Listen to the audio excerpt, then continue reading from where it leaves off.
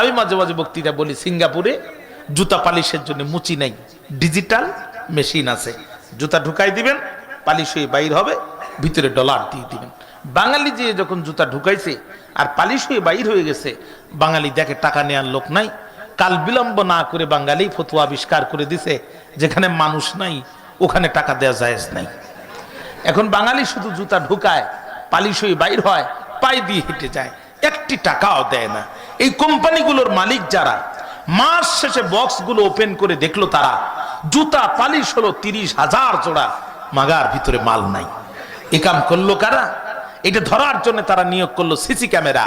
এই সিসি ক্যামেরায় পড়লো ধরা বীর বাঙালি যারা, এই মহান কাম করেছে তারা। এখন ওরা পড়ে গেল বড় বেকায়দায়। এত বাঙালি একসাথে যদি দেশে ফেরত পাঠায়, তাহলে আমার দেশের কলকারখানাও তো চলবার নয়। আবার এই বাঙালি যদি আমার দেশে থাকে, তাহলে জুতা পালিশের ব্যবসাও চলবার নয়। কি করা যায়? ওরা সফটওয়্যার ইঞ্জিনিয়ারদেরকে ডাক দিয়ে বলছে, বাবা বেতন তো নিবা, একটু উপকার কি করবা, এমন একটা সফটওয়্যার বানাও যাতে বাঙালিও থাকে, জুতা পালিশের ব্যবসাও চলে।